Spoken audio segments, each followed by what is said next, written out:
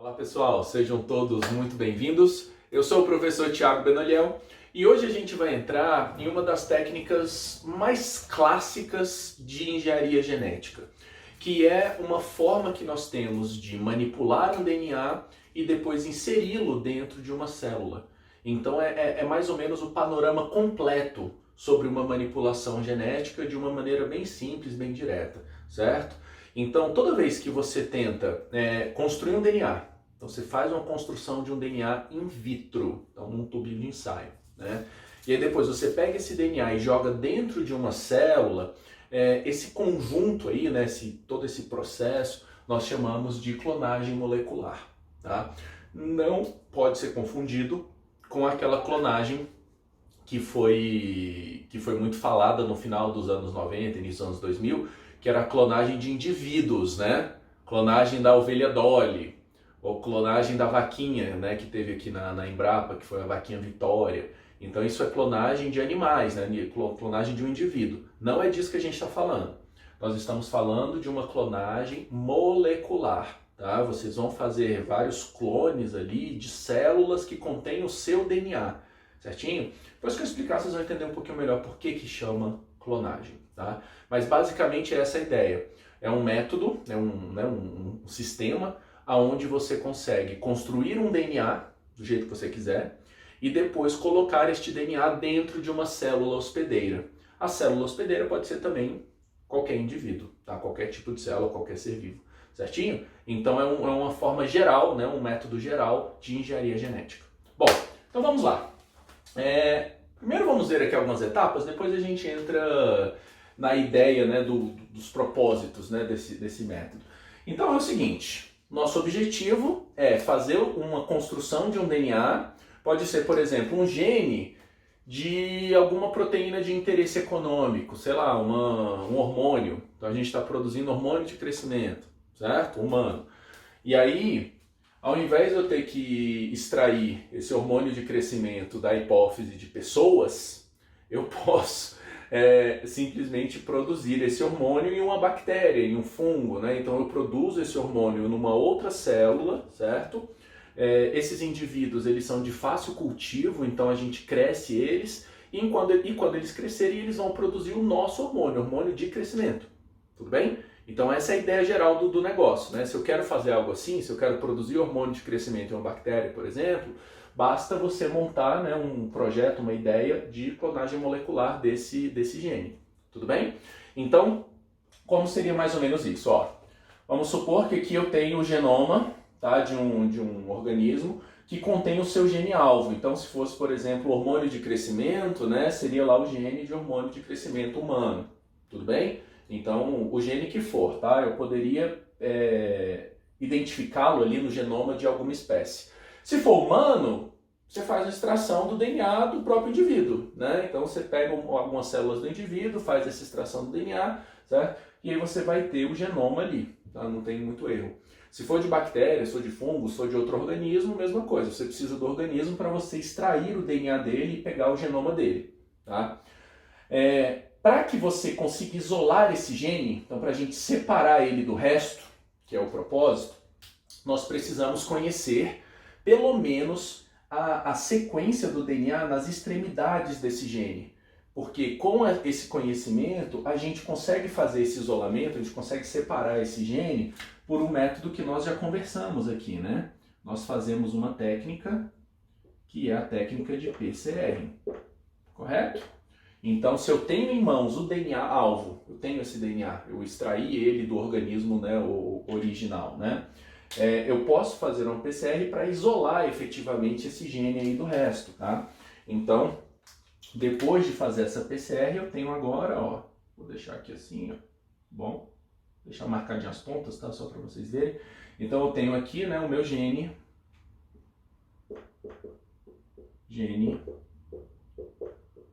isolado. Tudo bem? Então, como que a gente isola gene? A gente usa PCR. Então, fiz uma PCR para regiões específicas ali, eu tenho agora esse gene isolado, tá? Só um alerta, quando a gente for discutir isso de uma forma mais profunda, tá? Dentro do módulo de aprofundamento, A gente vai entrar em alguns detalhes sobre quando que dá para usar o DNA, quando que tem que usar o RNA mensageiro, então existem algumas diferenças, mas por enquanto, de maneira geral, entendam isso. Eu tendo as células, eu tendo o DNA, o genoma, né, do organismo que eu quero trabalhar, eu posso isolar o gene-alvo, no meio dos bilhões de genes, de coisas que tiver aqui, não interessa, né, o quanto ele esteja misturado, a gente consegue isolar apenas esse gene usando o PCR sem problema nenhum.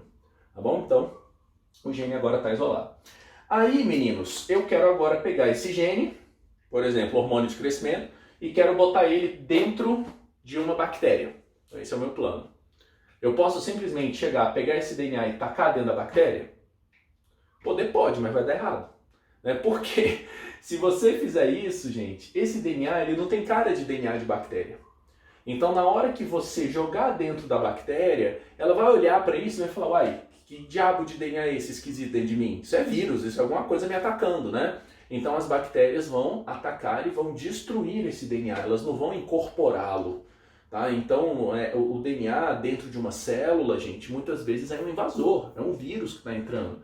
Então as células têm mecanismos de defesa contra DNA soltos, assim. E aí se eu simplesmente pego esse DNA e jogo dentro de uma bactéria, vai dar errado. Tá? Você realmente vai ter um problema, esse DNA não vai ficar lá dentro. Então, se eu quero que ele fique lá dentro, eu preciso de um sistema que disfarce esse DNA dentro da bactéria. Eu tenho que fazer com que ele fique com uma cara de DNA de bactéria, sabe? Então tem que ficar com aquele jeitão de DNA bacteriano. Então, como é que eu faço isso? A gente usa um outro DNA, que eu vou botar aqui, tá? Bom. E esse DNA que a gente vai usar pode ser de várias naturezas. Pode ser um DNA circular, que a gente chama de plasmídio, né, que são pequenos DNA circulares. Pode ser um vírus, tá, propriamente dito. Pode ser um cromossomo, pode ser, enfim, várias estruturas. Tá? Depois a gente vai ter uma aula sobre esse grupo, tá, de DNAs que nós chamamos de vetores. Então isso aqui é um vetor. O que são esses vetores? Qualquer que seja a categoria dele, tá, gente? O tipo de vetor não importa muito. O que são esses vetores? Eles são uma forma que nós temos de disfarçar o seu DNA-alvo e garantir que ele fique estável dentro da célula hospedeira que você vai jogar. Então, se eu vou jogar esse meu gene dentro de uma célula hospedeira, eu preciso dar essa disfarçada. E como que a gente disfarça ele? A gente coloca ele dentro de um vetor, certo? Então, os vetores, eles são um veículo, uma maneira que nós temos de colocar esse DNA dentro da célula-alvo que você quer. Gente, cada tipo de célula hospedeira tem um vetor específico. Não é aleatório, não é um vetor universal para todo mundo. Não, isso não existe. Tá? Então, se eu quero que o meu DNA seja colocado em uma bactéria, eu tenho que usar um vetor específico dessa bactéria. Se eu quero colocar ele dentro de um fungo, eu vou ter que usar um outro vetor que é específico de fungo. Eu quero colocar em célula de mamífero, cultura de células de mamífero. Então, vou ter que botar esse DNA em um vetor de células de mamífero. Certinho? Então, os vetores, eles são específicos, tá? São sempre DNAs que foram construídos, né? Foram modificados, construídos, para que eles deem essa estabilidade dentro da célula hospedeira.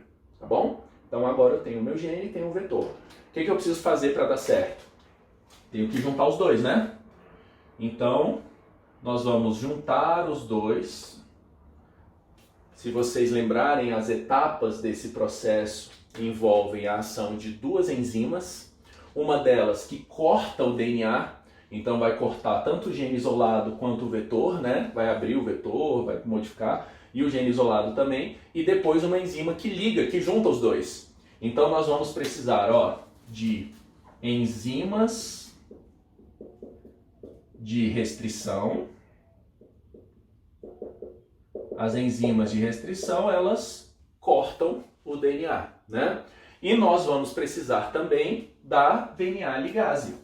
Então, mais, né? DNA ligase.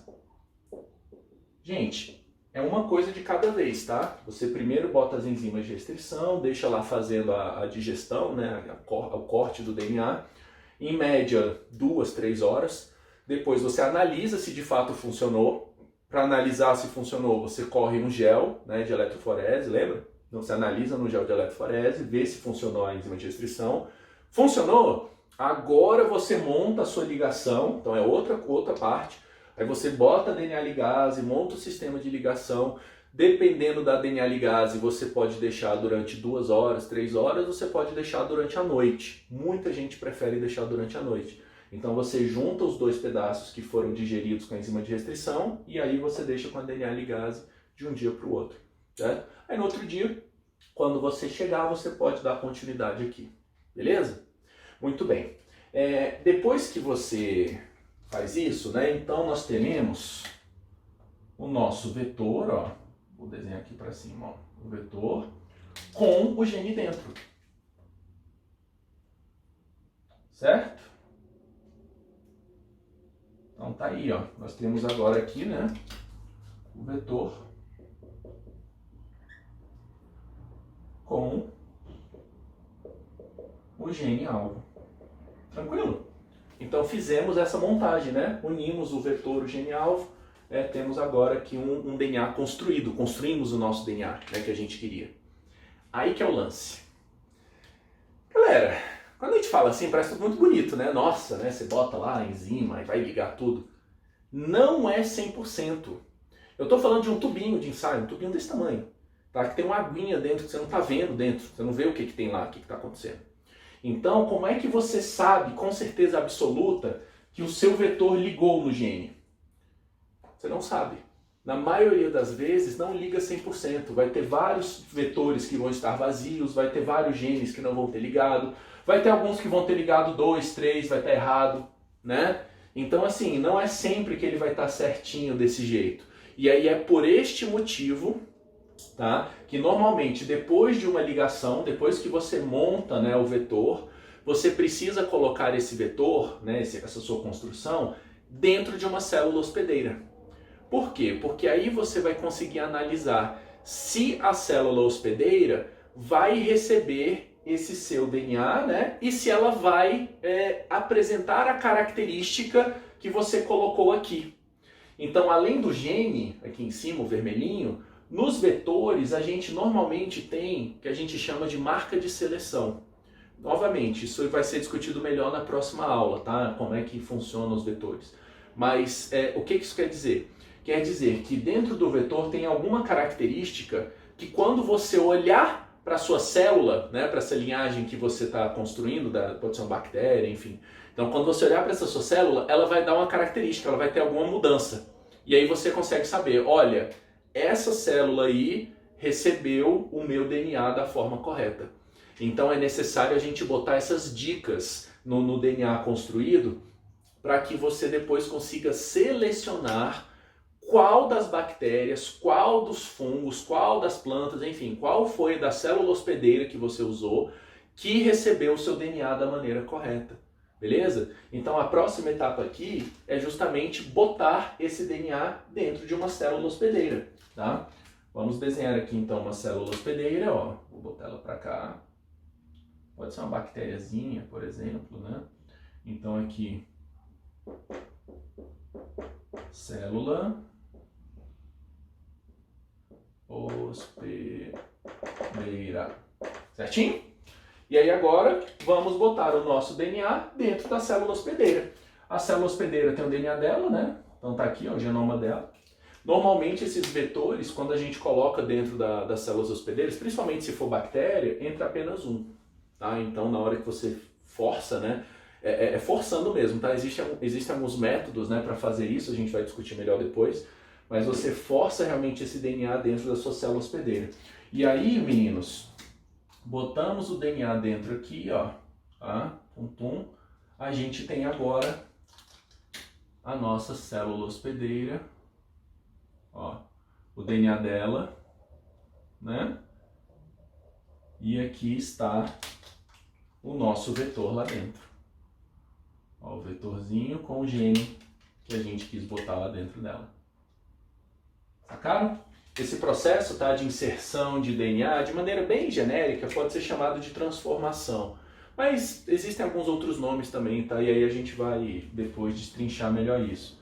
Mas aqui só para conhecimento, né, podemos chamar de transformação. tá bom? Opa. Transformação. Certinho? Então, transformação é esse método, são esses métodos, essas técnicas, onde a gente insere um DNA exógeno, um DNA externo, dentro de uma célula hospedeira. Célula hospedeira, nesse caso, que é uma bactéria, mas poderia ser qualquer coisa, tá? Podia ser célula de mamífero, podia ser célula de planta, podia ser uma célula sua, tá? Enfim, qualquer célula. Desde que, né, o vetor e o seu sistema seja adaptado para esse tipo de célula, tá bom? Então tem que ser. Se você tem um vetor de bactéria e tenta usar numa planta, não vai funcionar, né? Então tem que ser adaptado para o tipo de célula hospedeira que você tem.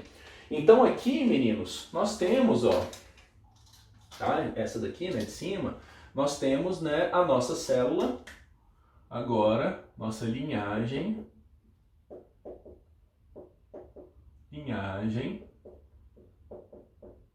recombinante.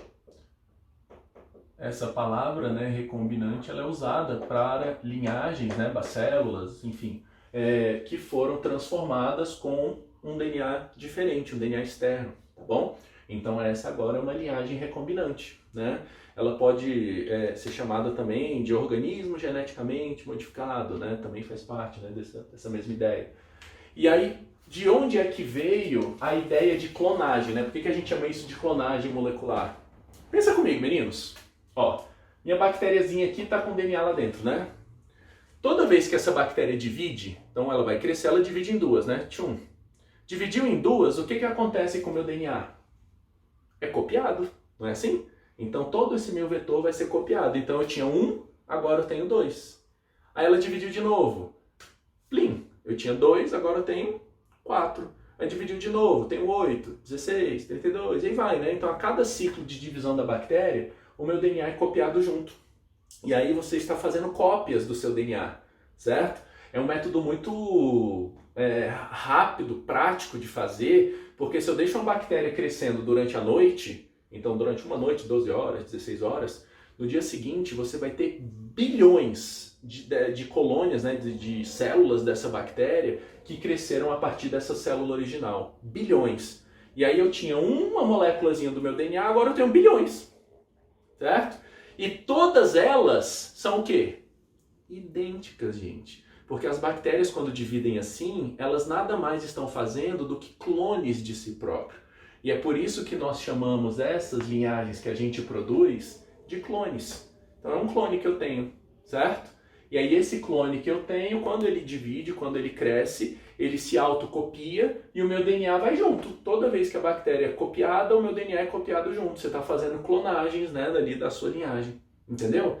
Então é daí que veio esse nome clonagem molecular, porque usando, né, uma bactéria, uma célula de forma geral, você na prática vai estar copiando esse seu DNA que foi construído. Então é uma maneira de você manter o seu DNA. Então se eu tenho pouco desse DNA agora, eu preciso de mais. Preciso de 1 miligrama do meu DNA, preciso de muito DNA. Basta você botar dentro da bactériazinha, botar ela para crescer, crescer, crescer, crescer. Depois você extrai esse DNA. Tenho lá um monte do meu vetor construído. Entenderam? Então é uma forma de você aumentar a quantidade de material. No caso também, é a mesma forma que você usa para expressar uma proteína heteróloga. Proteínas heterólogas são proteínas que não pertencem àquela espécie, àquele indivíduo. Então, bactéria não produz hormônio de crescimento humano, né, gente? Então, se eu boto dentro dela um gene de hormônio de crescimento humano, com toda uma estrutura para que esse gene ele seja expresso nessa bactéria, na bactéria, quando crescer, a bactériazinha, quando ela crescer, ela não só vai estar copiando o meu DNA, mas ela vai estar expressando o gene. E aí eu estarei produzindo o hormônio de crescimento humano em uma bactéria. Então isso é chamado de expressão de proteína heteróloga, tá bom? Então também nós podemos fazer isso. E aí no caso, por exemplo, de um hormônio de crescimento, você faz isso dentro de um reator, que é uma cuba gigantona assim, né? E aí dentro dela você vai ter um volume grande de bactérias crescendo e uma quantidade grande do hormônio sendo produzido. Depois você purifica isso e vende. Então você tem lá o seu hormôniozinho de crescimento humano que foi produzido em bactéria. Então é bem simples, na verdade, a lógica geral. Certinho, meninos? Então, isso é clonagem molecular. Na próxima aula nós vamos falar sobre vetores, tá? Vou explicar um pouco melhor, características. E na outra aula nós vamos conversar sobre tipos de célula hospedeira e métodos de transformação. Tranquilo? Bom, então é isso aí por hoje. Muito obrigado, gente. Até a próxima.